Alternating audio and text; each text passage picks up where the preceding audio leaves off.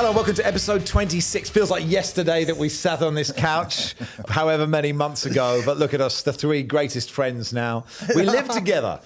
We have a triple bunk stomper bed. Thomas at the bottom, he's the most sensible. I'm in the middle. And of course, Archie's at the top. Pillow fights every night. Thomas Sorensen, Archie Thompson, welcome. Hey, Max. Yeah. I'm disappointed you didn't get the brief with the outfit. No, I know. I'm sorry about that. Yeah. I just like to be a little bit wild. That's why I'm a total maverick in navy and black. Thomas, look, you're almost the world champion mountain biker of the universe. What happened? Well, obviously I'm not. Yeah, it was a disaster. So I had punctures and... How many punctures? I had two. Two? Yeah. It was to be fair, the second one was probably me putting the tube in and a bit too quickly, and then there was a bit of a pinch flat. So, but at that time it was all done, and I was just fuming. But I let it out on the road afterwards, just trying to chase everyone. But I had no chance of qualifying. But this is what the Amateur World Championship cycling. Yeah, so there's qualifying events all over the world, but the significant this time around is that the World Championship is actually here in Australia, in October. So that was where. So that's a lot of people obviously wanted to qualify for that, and so did I. So you won't get another opportunity. No, unless you travel. Like there's a qualifying event in China or something like that, but there's nothing here. So that was it. Oh well, what a shame. But the football was great this weekend. That's good. Move on. All right. So listen, Auckland, one hand on the plate after beating Melbourne victory. Massive comebacks for Adelaide and Sydney FC, that sort of trying to get in the top six. Let's start with the Auckland win, right? Because it was classic, Archie, wasn't it? In that both these sides played well. Auckland took their chances. Yeah. Paulson was brilliant in goal again for Auckland. I mean, he's been the best keeper in the division by a long way, I would say. Yeah, sort of classic Auckland FC. Yeah, and I mean, it was an amazing save, Thomas. That one to his left-hand side. That was Gordon Banks. Yeah, brilliant. Yeah, no, it was brilliant. It's definitely it's spoken about like world-class save, but that was up there. That was really, really good save at a crucial time. I think it was the 85th minute. And then you go on and 2-0 looks great, but that was a turning point. Yeah, and Auckland, I thought, were just strong in every single challenge of that game. It seemed like Melbourne Victory didn't get like a second on the ball every time. One of those key players, the Lupule or even Azani was quite good at the start. Mashash, as soon as they get the ball, it's like bang, they get pounced on. The intensity level of Auckland was just unbelievable, and they're structured. They're so structured, and they took the chances when they needed to. I thought the second goal, Miranda, silly mistake when you play a ball central. If it's not like precise, it's going to get pounced on. Verstrada with... He was brilliant in that moment. Just so cool. I mean, the way he shaped to shoot and then sold Miranda again down to the shop and then slotted it from Jerome May, and it was just an incredible game. I tell you what, from watching that game, we were both at that match, watching Auckland live, I think it'd be very hard to see any team beating them. Even there's 2 games left for them to they're going to win the minor premiership, but also I feel like going into the finals, they're probably really a team to beat. Just amazing. Yeah, and I thought victory, you could see that they were missing Ryan Teague. I think, putting Mashash was dropping back and playing that midfield role. And I think it sort of, Baldato came in and, did okay, but it sort of ruined the balance a little bit. And they didn't really create a lot. As you said, Asani was good. He had some good moments in the first half, but they didn't really create anything. You could see them. And that's where we have to applaud Auckland, is that they're so well organised, they're so well drilled, and as you said, that they drop into that 4-4 block and just so intense in their pressing. So it was hard for Victory to find the space that they normally are so great at. And Sakai, I think he was outstanding too. Like, I mean, he's reading of the play. He almost set one up at just before half time. But like there was a couple of like half chances that made Melbourne Victory, but he's just unbelievable. Like his aerial presence is great, but his recovery running is awesome too, and he gets forward. I think they're just a well-oiled machine. And even at about the 60th minute mark, even when you can sense maybe Melbourne Victory is starting to do something or have a little bit of an imprint into the game, I think Corica makes a change, brings on Tommy Smith, and then they, put 5 at the back, and then they're just strong. Like they're just, he's got them ticking perfect. And yet, Alex Paulson's save, which we touched on, right? It is, it's a key moment. You're right. It's the 85th minute, Nikos Virgos header. He's 22. He's on loan from Bournemouth. Like how good is he?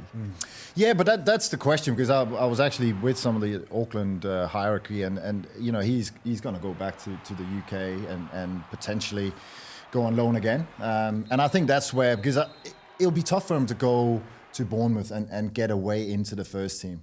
So I think his path is, that this has given him, another burst of experience. He's done well, and then go to the UK, maybe a championship club, and then ride the wave there. Hopefully, get promoted, make your own name, because that's what he needs to do. But you can see he's got the. I love that he's good with his feet. So he's a modern keeper, and he had a save a bit before where he's not like a big frame guy, but he makes himself big. He's got good timing, and again, at the end of the day, it's about saving, the shots, and he's a modern keeper. You can see he's got the, all the toolbox, as you say, and so for him, it's, does he take that next step when he goes on loan in the UK and actually, makes a name for himself over there? That's going to be the challenge. But I think he's got definitely the credentials to do that. Can I, with goalkeepers and being in, it seems like they go to Premier League and then they get loaned out, or they go to a do they have a say in that? Can they say, "Oh, look, I want to stay. I really want to stay here and work under this keeper, and then bide my opportunity"? Or is it like, nah, you got to go? I think ultimately, do they have a plan for these guys? Yeah, no, they've got Kepa. They've got, I can't remember who their second choice is. It's hard to break into the first team. You got experience. Yeah, you can learn from them, but at some point, you have to play and you have to make that name, because otherwise you end up. People look at you as a young, talented keeper, but you're a season just playing. But if you stay there for 2 or 3 years, then suddenly, now he's like 25. He hasn't played for the last 3 years. So I think as a young player, you should always prioritise playing. Depends if he's really lazy and he could just say, "I'll just be the third keeper for Bournemouth for like 15 years." People have made careers out of that. Oh, Scott Carson, look, Scott Carson. Right? I played with Stuart Taylor, so he won a Premiership medal with Arsenal. Played 2 games. He was at Villa. He played 2 games. Then he's at Man City as well. He's played probably like 10 games in his career. Getting paid like per minute. Per minute, he's like the richest footballer on earth, isn't he? Ross Turnbull as well. All of those. He's 22 as well. It must be New Zealand. He's played 3 times. He could get 300 caps for New Zealand. He played till he's 42. But yeah, I suppose have we kind of forgotten that Auckland didn't exist last year? This all came from. But that's how well they've done. Everything crazy. that's gone on, like the atmosphere of the stadium, the squad they've built. It just looked like a well-oiled machine. Looks like a team. Yeah, they've been going for 10 years. Yeah. So it's credit to everyone there that they've made us forget that they are a new side. Is there something though in the fact that obviously that is an amazing achievement, right? To stop, nothing. And go, okay, we'll get a ground, we'll get some balls, we'll buy some cones, we'll get some players. But actually, what is quite difficult when you're with squads and is trying to get rid of dead wood, trying to get rid of people that have been there for years and all that stuff. And if you don't have any, if there's no wood, none of it can be dead. Do you know what I mean? Actually, there's a sort of possibility that it makes your life easier in a way. Well, I don't think there's one player in that squad that you could say, maybe he's not up to standard for an Auckland side. Every single player is contributed in whatever way, whether someone's injured, they come in and they do an amazing job, and then the person that goes out has to fight their way back in. It's not just everyone's not guaranteed their position, and I think it's just amazing to see what they've done in such a short period of time. I don't think anyone expected them to be where they're at, and they've got a real great chance of taking the whole thing, minor premiership and the grand final. Melbourne Victory are now 5th, 39 points. Tight, and the game's coming up. It could be. So Sydney 2 points behind them, and Adelaide 3 points behind them. I guess we sort of draw a line there, do we? Unless Macarthur do something special. And we'll get on to Adelaide and Sydney's victories. But our victory in Dane are in danger or? They shouldn't be. I think they're good enough. But when we'll obviously touch on the games next weekend, and they all got difficult away games. Adelaide play Melbourne City, I think. Victory go to Macarthur. So if Macarthur win that and the other results fall, they can suddenly creep in. So again, that's what we want. The excitement right to the last day, and anyone have to look over their shoulder, like in that bunch of 4 or 5 teams. Let's go to the Combank Stadium Saturday night. Western Sydney Wanderers 2, Melbourne City 2. Let's start in the 95th minute then. Pantasopoulos, does he touch the ball? Does it matter if he touches the ball? I think he's interfering whatever, right? Yes, I think because he was in an off-side position and he's actually gone to the ball, so he's active in the play. And as soon as you're active and you're coming from offside, is there an angle? Because I've only seen the angle from the normal camera. So is there an angle from the other side that can actually see if he touches it? Yeah, me and Archie get sent. We put our own cameras in. It doesn't matter. It doesn't matter. Yeah, I think he plays at it. I think Naka Stagic's probably disappointed, right? But that's the point. I mean, I think if you're that close to the ball, and then I think it's not as controversial as perhaps. We should try and make it more controversial just for the sake of it. It seemed, you can definitely not argue that he is offside. Well, there is controversy, actually. There is controversy. Okay. The guys at Auckland, because they're pretty close to winning the whole thing, because Tommy Sorensen knows them all very well. They're like, come on, let's go out and enjoy this. And he was sort of like thinking about it, even though City were playing at that time and still could put pressure on. Right, I see. So there's a bit of controversy. So you went out on the sauce with Auckland FC when you could have been supporting your team. No, definitely not. So it was trending that way. Sorensen lying in a gutter, kebab meat falling out of his face, vomit the other side. You can just see it. That's where the professionalism kicks in. Right. So Nick Becker, who's the CEO, worked at Melbourne City. Yeah, nice guy. He's a good friend of mine, and so he invited me to the game, and we went there, and then I could sort of see where it was trending. He was getting very excited because obviously is he pretty loose? Western were 2-0 up, and he was like, we got him, we're going, and I was like, I don't think I need to be involved. So you dropped the shoulder. Yeah, so I did the dummy and look over there, Nick, and then he's gone. Sorensen's away on his bike. I'm still Melbourne City. Good on you, but this is where we part. Yeah. What did you make of the game itself? Western Sydney again started really, really well. I'm trying to think of what the goals were. Milanovic, brilliant side. Milanovic, I mean, that first goal. And to be fair, even like the second goal, I know that took a little deflection, but you're up against two Socceroos. Like, I mean, Aziz Bajic is not someone that you can easily get around. Yeah, and, his feet are so quick. He always seems to, even if he gets done, he always finds a way of getting back in. But Milanovic, I think it was the deflection, the way that he sort of shimmied past Aziz Bajic made him look very average. And then even the way that he took the ball off Kai Truan. I mean, these are two quality players, and he made them look really, really silly. And I thought, they were really great, on track, but then the quality of Melbourne City always seemed to shine. Again, I think it was a good game. End to end, there was chances, some good goalkeeping. I think both keepers, definitely had good saves. And yeah, you can see it's two quality attacking teams, and probably deserved a winner. But I think Melbourne City will be probably most pleased. I think just to get away there, especially how the game started. They had a couple of chances early, and then they get hit, boom, 2-0. To come back from that, I think was a good result. Yeah, and also too, a lot of these teams are thinking about that second spot. And thinking about second spot, third spot, fourth, where they've got finals at home. They don't have to travel away, because if you finish 5 and 6, your first final knockout phase is away from home. So they're all calculating these things. So I think from where they were 2-0 down to get something out of that game's great. I don't know where Lecky was. Lecky wasn't even on the bench. He didn't travel. He's. I think he's still got calf problems. Yeah. So that's obviously. A worry. He hasn't played much.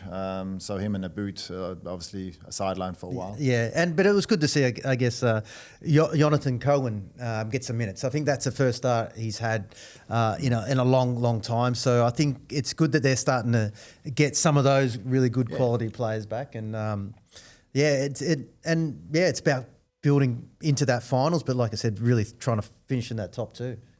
That penalty is very close to not going. I mean, if it doesn't hit the back of the net, that's the thing. As a goalkeeper, it's the worst. Because you're jumping and it's that gap where you're sort of in between your leg. You and need like webbing on the shirt. Yes, maybe just a baggy shirt. Yeah. Saved it. Like Jose Campos. You could just see him. He was pounding the ground, and it's a horrible one because obviously you want to be saving those, but I know how hard it is. That gap, sadly, creeps through. But from a defender's point of view, like I mean, you rush in like that. Yeah. I mean, really, he's going away from goal. It sometimes it crazes me knowing that, like, don't let it get you down, Archie. It's all right. I just wanted Western Sydney to do well and win that and really put pressure on that, second spot. But just frustrating from from everyone watching it. And he's been fantastic. Don't get me wrong. Panzopoulos has probably been one of the best defenders, but I just think when you're rushing in like that, just jockey. I mean, the guy's going away from goal. There's a number of players. I just think it's a you don't need to make a challenge. Yeah, you don't need to make a challenge. That's the key. Yeah. So City home to Adelaide, then home to Sydney. They need 4 points to guarantee second place, which will get you a Champions League spot. Let's talk about Brisbane Roar beating Western United. 2 weeks ago I said, feels like Western United win every week. They've now lost 2 on the bounce. Sorry, John Aloisi. Brisbane hadn't won at home for 410 days. Good on those fans. It's fantastic. But I thought, again, you would have expected Western United to come up there, and especially in the position they're in, and keep challenging for that second spot. But, Brissett, I thought was brilliant. Set up that first goal. Klein has what a signing he's been. We talked about him already a couple of weeks ago. And Abubakar has also been good. So you can see that they've got something. But I think it was just they gave a goal away as well. Gets caught on the ball, and it's 2-0, and it's just hard. It doesn't matter what team you're playing. It's hard to come back, and it's good to see Brisbane getting a win. But John Aloisi would be kicking himself for sure. And I mean that's 2 on the bounce too, right? They've been on such a high for so long. I just wonder now, are these younger boys starting to feel that pressure of coming towards finals, finishing higher like they want to. It's now, I think, for Johnny Aloisi is to really try and keep these guys' morale and confidence, and a lot of the experienced players around to make sure that these younger players don't start to go a little bit inward, start to doubt themselves, because I thought that second half they didn't really give any. There was no real fight. I thought that Western Sydney, that game against Western Sydney, I thought they were a lot better and deserved more out of the game. But that second half for me was probably the poorest I've seen them play in a long time, without really laying a glove on Brisbane. And like I said, is it that the occasion now coming in the finals is starting to put a little bit of pressure on those younger boys? I think ever since with Buttigieg as an example, I think ever since the international and the call-ups and everything else and the hype so he's he hasn't really contributed. Build him up to knock him down. He's a fraud. No. Total fraud. No. He's a good player, but that's the youth. I think Bosanovsky has then stepped up but they need those players. Definitely coming into finals. So hopefully, John Aloisi can get them back up. Yeah, I suppose you wonder, it's such a cliche about momentum. When you think about teams getting into the playoffs in the EFL, or just that team that goes on that run to finish sixth. If Macarthur go on a run and finish sixth, and you suddenly go, oh, hang on, you've got this momentum. But you can still limp in at the end and have a really good finals, right? That is totally possible, right? And they're in it. They've had a great season. And look, well done to Brisbane. First win at home for 410 days. Next win will be, I think, about sort of June 2026. So go and renew your season ticket. Oh God, no, fair play. Football fans who go week in, week out. They have been exciting. They've played a lot of good games. That just, again, I think we've talked about it. But just letting themselves down with some defensive errors and stuff. But they've been exciting at times. Now the race to get into the finals. Obviously, Adelaide and Sydney are both in this They're so tight down there. It sort of feel like one of them will miss out. So, on Friday night, you've got Adelaide, Wellington. Adelaide come out of the traps, smashing Wellington. Wellington somehow scored 2 goals, having literally not kicked the ball, as far as I can tell. I don't know how they did it, sort of magic. And you think, okay, this is it. And then massive moment for Archie Goodwin to win that game for Adelaide. Yeah. And it was Adelaide all over, and they could have been 3-0 or Mork had hit the post as well. So it could have been. And then from a goal kick, I think it was just a lump up, and then it gets flicked on, and then Barbarouses shows his quality, and suddenly, they're back in the game. So it was massive for Adelaide because now with Carl Verde leaving, there was just that negativity. The results were sort of just starting to drop off, and if they had drawn this one, then suddenly finals become really, really difficult. But at least they keep their hopes in, and they go to Melbourne City. They got to grind out the result next weekend. Yeah. Oh God, they needed something because they've been on such a bad run. Adelaide. Oh, terrible. And like Adelaide again, like they start really well, and then like you said, I mean, 2 lapses of concentration. Really should have dealt with that first goal a lot better. Kiddo gets sort of muscled off the ball a little bit easy, and then the 2 central defenders are out of position, and like you said, a great run behind and a good finish. But yeah, I'm so happy for Carl Verde that they got that late winner and just showed that sort of perseverance. Goodwin now is equal, I think, with Segicic at the top and needed a goal, and Dylan Perez with a great strike too. So we talked about momentum and confidence. This might be the little spark that Adelaide need to go on their run. I mean, they have to go to Brisbane, who are on a roll, on an absolute roll, So that won't be easy. And then they're away at Melbourne City. Yes, so they've probably got one of the tougher runs. I mean, probably Sydney and Adelaide have got, if you have to say, very similar runs in the quality that they have to play to try and get in. So they're not really guaranteed, and we'll talk about Sydney, but I don't think that they were convincing. They definitely got back into the game and they looked great, but they're not convincing me. But Adelaide, if they can build off this momentum, get something in Brisbane, there'll be a good chance to make that finals. And then, so that's happened. And then on Sunday afternoon, Sydney FC, who lost in the Champions League, in that second leg, they won the game 1-0 against Lion City Sailors, but lost 2-1. They miss out on $5 million potential prize money. US dollars, is that better or worse than Australia? I don't know. I mean, who knows? It's a fair bit better with the tariffs. I mean, who knows? Blimey. Are they doing tariffs on Australian soccer aleague YouTube shows yet? Don't tell Trump that because he will. I really hope not. But, hopefully, we're not high up his agenda. But let's find out. I mean, that is such a big opportunity missed in that Champions League, and then they find themselves 2-0 down to Newcastle, and you think, this season is just the wheels have come on.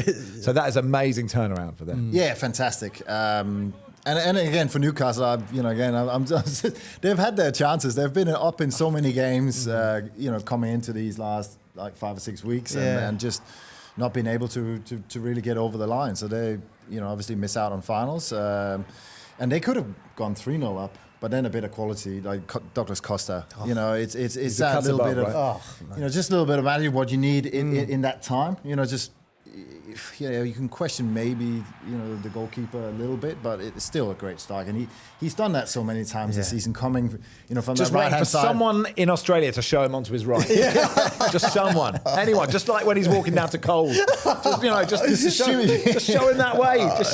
But he'll find some way to get onto that left hand. Yeah, you know what he's going to do, but he's just too good. Yeah. Oh my God, he finds a way. Like, I mean, if the cheese is there and you go right up there, he'll still try and find a way. But it's the last Bega peanut butter. Damn, Douglas Costa's got it. And even if you feel like you got 5 meters on him to get it, he'll still get it. He'll still find a way. But it is. It's like, even his passing, he doesn't have to do it incredible things all the time, but the way he moves the ball and he's so accurate with his passing, he's comfortable. He's just a complete player, and definitely what Sydney needed, because that first 20. I think first 30 minutes of that game, they were nowhere. Their lines were just all over the place. It seemed like they had 3 teams out there. One team was attacking, and then when they lost the ball, let's not get back. The middle, I don't think there was much of a midfield because there was such a big gap, and then defensively just kind of all over the shop. But then They found a way back into the game, and then they started dominating. And Segicic again with an unbelievable finish. Question marks maybe on the challenge there. Was that the? Yeah, I think both goals. I think the first one. I think Eli Adams has a little nudge. Yeah, on the Sydney defender, heel, right? and then yeah. There was definitely a full hand in the back. I think it was. I can't remember who it was, but for the Sydney goal. So, maybe they were trying to even it out. Yeah, yeah, they definitely looked like free kicks. Sometimes that is not given as a, like you shove someone. Yeah. You're like, that is definitely a foul. Like, shoving someone. It was a clear shot. Yeah, because he was behind, so he was sort of shoving him off the ball. Yeah.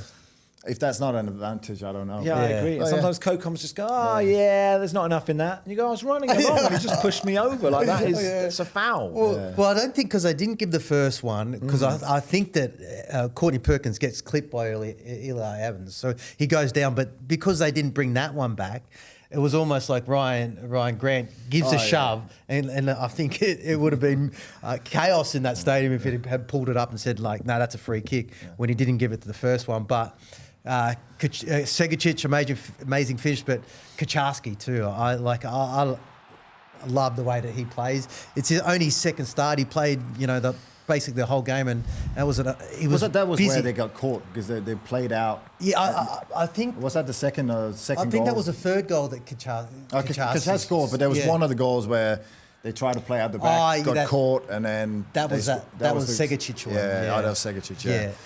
Yeah, so Newcastle, they're exciting to watch, but just not being able to finish games off. Did we see Douglas Costa giving Eli Adams his shirt at halftime? Oh, did he? Yeah. So I don't know, and Eli Adams looked really pleased. Yeah. Really happy. And is that because that's the sort of thing that football dinosaurs will go, you cannot talk to an opposition player before the game has finished. They're your mortal enemy, and they must die. It's still great, because he chucks the shirt to him. So obviously they must have had a word. Yeah. And then the camera stays on Eli Adams. He walks off, and he has a little nudge to someone, like, I've got a shirt. Yeah. So you know what? That's what football is about. Like, this is a massive player, and he's a young player, talented. You know what? Like, do you have a room full of shirts at home? I haven't. They're actually in storage, but I have. I always used to swap, and I swap with. I have Buffon. I swap with some of my idols, and so if you could let the viewers know where the storage facility is, and in the code. UK somewhere. Oh, it's in the UK. It's in the UK. Somewhere, like in some warehouse in Stoke, you can find Gigi Buffon's shirt. We should discuss Andrew Redmayne, of course. Yeah, fantastic. It's quite an emotional evening for him, wasn't it? Yeah, and it's good to see, obviously sharing with the family, his kids, he's, obviously been a big part of Sydney FC, but also in folklore in Australia with, the grey wiggle and the penalty saves, so, he can look back at, he can be very proud of and he's been a professional, he's been a club player.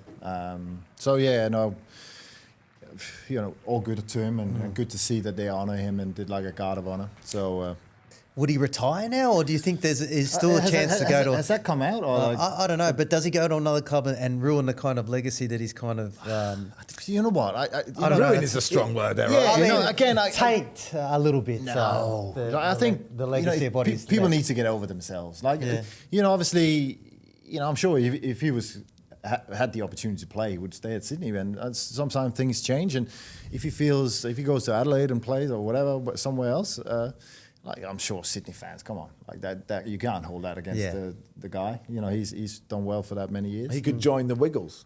He might be on the cards. There might be a contract offer somewhere. I'm currently helping my 3-year-old brush his teeth. So thank you. Well, my daughter actually auditioned for a Wiggles thing up in the Gold Coast. So they have little companies all over the place. I think little Wiggles. Like a Wiggles farm. Actually, beneath the surface. Actually, this is like a What's happening here? So this is kind of like you go and see the Wiggles, but it's not the real Wiggles? Yeah, something like that. And you see the children of Archie Thompson being the Wiggles? Yeah. Singing hot potato and fruit salads? Yeah, it's like this is good. Going to watch a Bee Gees at the RSL, but they're not the real Bee Gees. Right, they're like this is like Frank, John and Paul. Okay, well, fine. He could join Wiggles tribute act. That's it. Would that taint his Sydney FC legacy? That's the question. We should put a poll out. Yeah. Anyway, Central Coast drew 2-2 with Macarthur. What did you make of this one, Thomas? I think Macarthur, obviously, still fighting for finals. They would be disappointed to go down. Great free kicks. Docker, I think, shows his quality. The balls in the box, and Trent Sainsbury getting the goal. I don't know. It was just one of those games where, I don't know. Neither team, I thought, deserved to win. But yeah, if you're Macarthur, you still got that chance of making something of the season. I think it's just 2 points dropped in some way. Missed opportunity. Yeah. And, it was good to see, actually, Harrison Sawyer come back on. With a new dance? Like, is he practice? Has he got a mirror? Is he practicing a new thing for every week? I reckon, you know what that celebration is? I reckon it's a one off dodgeball. When he comes in. Maybe. I was going to say, if he has got a mirror, he wouldn't have done that, is what I was thinking. I don't know. Yeah, maybe it is. I thought immediately that it could have been a dodgeball one. But you know what? It's a great story, isn't it? Like, we talk a lot about youth and whatever, but, he looks like he's about 45 and he's come from... That's harsh. I'm kidding. But, like, classic throwback, big number 9, and so good at it. Like, so good. Holding the ball up, laying it off. Great in the air. It's like a Vardy story, right? It is a bit, it's Vardy-like. Yeah. And it's good, like you said, I mean, that's 4 goals in 3 games, I think he scored. And there was a time where a lot of people were questioning whether he had the, attributes to be playing A-League football because, the few chances he's got, he didn't take them. But, like, I think he's been amazing. When they needed an impact, he came on. Like you said, Macarthur probably shooting himself. That they didn't get a result here which would have really helped them finals. But Central Coast, I think they'll be just happy for the season to finish. And it was just sad to see Sainsbury actually go off injured. Looks like an Achilles tear. You could just see that he's he said he heard a snap or something. And it was a bit of ruckus after the game. I don't know if you saw that. There was, I don't know what was going on. Matty Simon and Vukovic were quite angry. I think they were questioning whether there was someone questioned a foul after maybe seeing Sainsbury fall down, and then instead of going, "Are you all right, mate?" They're immediately looking for a penalty. But I don't know. That's just a conspiracy that I've. I mean, it's not the world's biggest conspiracy theory, right? You're not getting in QAnon with that. I'm sorry to tell you. There's nothing there, guys. I tried. Do you know what, on the Harrison Sawyer thing? I think it's quite interesting in that because the way football evolves, and somebody starts a way of playing, and then everyone eventually starts playing that way. Because very few people are playing 2 up front. It just means if you're that kind of striker, you need to be able to hold it up, but also get in behind, right? Yeah. And so if you don't have electric pace, which he doesn't have, it's sort of that role. I'd say 4 or 5 years ago, there just weren't that many now, but there seems to be more and more. If you like Chris Wood is having a great time, kind of centre forward. But I think there's a way of, if you got the service, if you can, and they have that and pace around you. You got Jakalic obviously and other players there who can get the ball in there, and I. We're so quick in football, to sort of, we want everything to fit in this box, and we need to play in a certain way, and players need to, the defenders now, I think, there's fullbacks have to invert. Every keeper has to play out. It's sort of gone away from that sort of, When men, it's just come on, men, building Australia, men. So it's good that these players come out and you can find a way of utilising them, and to great effect because nobody can mark him. And you can just see how clinical he is when he gets in those positions. He's very good at timing it, heading, and. Fair play to him. It's good to see that. And also that you can move from the NPL and you can make that step. And it's taken him a bit of time, but it's great for everyone down there that, yes, we can make it. Just on Mariners, Brian Caltech's unlikely to stay with them, saying he wants to move to Asia rather than signing a new contract. How big an impact is that? Oh, he's been massive. I don't think this year's been particularly like fantastic for him, but he's probably been one of the more stable defenders and still very strong. But the time he's been there, from where he started, like amateur football or semi-pro, to becoming one of the best defenders in the A-League for a number of years is just unbelievable. And why not give him the opportunity to go over and make some money possibly and see how much further he can go. Because maybe it's been a little bit stale. It's, from what they've achieved over the last couple of years to where they're at now, no doubt it was the players that they lost last year. Yeah, I mean, you lose... That midfield, right? Yeah. Hall, that's doing well at Auckland. You're right, Ballard in the middle and Nisbet, like they were creating and scoring goals. So that without those players, that's why I feel like they weren't able to replace them, and that's why they're not making finals. But Caltech, I think if anything, if you're not going to give him the money that he wants, or maybe he's not looking for that. But he wants to go overseas. Give him the chance. Yeah, and also like you get a sense of as you said, they've come from the highs and done really well, and he can probably see maybe we're in a rebuilding.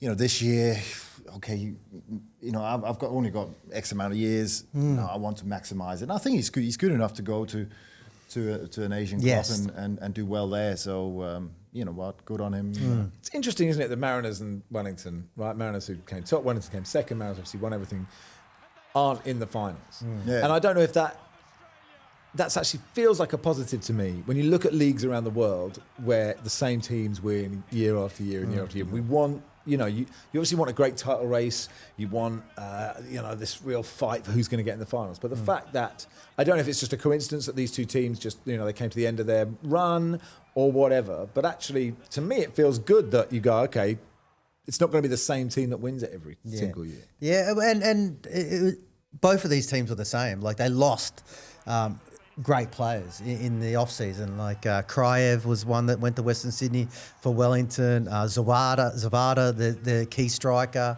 And then they've tried to maybe change their style of play by bringing Rojas in and Kolakowski, where I think even Chiefy said that he wanted to play a really sharp type of football with a lot of speed and quality technical players. They all get injured, and that style of football seems to go out the window. And Ben Old was another one.